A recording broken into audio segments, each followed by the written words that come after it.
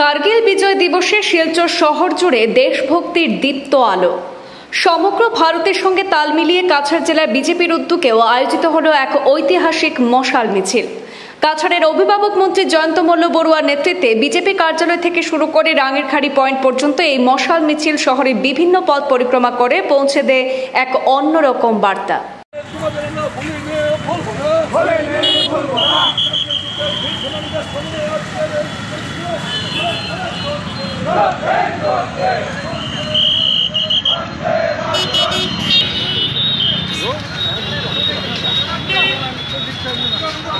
1999 সালের আজকের দিনে কার্গিল যুদ্ধ সমাপ্ত করে পাকিস্তানের বিরুদ্ধে জয়লাভ করেছিলেন ভারতীয় সেনাবাহিনী। এই দিনটিকে চিরস্মরণীয় করে রাখতে এবং কার্গিল যুদ্ধের শহীদদের প্রতি শ্রদ্ধা জানাতে কার্গিল বিজয় দিবস হিসাবে পালিত হয়ে আসছে গোটা দেশে।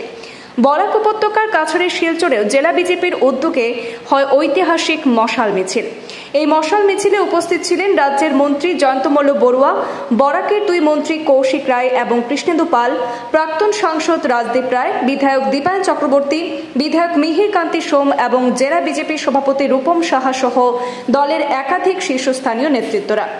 সাধারণ কর্মী থেকে শুরু করে সমর্থক সকল স্তরের মানুষ অংশগ্রহণ করেন এই দেশপ্রেমে ভরা কর্মসূচিতে। কার্গিল শহীদদের প্রতি শ্রদ্ধা জানিয়ে এই মশাল মিছিল আরও একবার স্মরণ করিয়ে দিল জাতির প্রতি দায়িত্ব এবং সম্মানের বার্তা।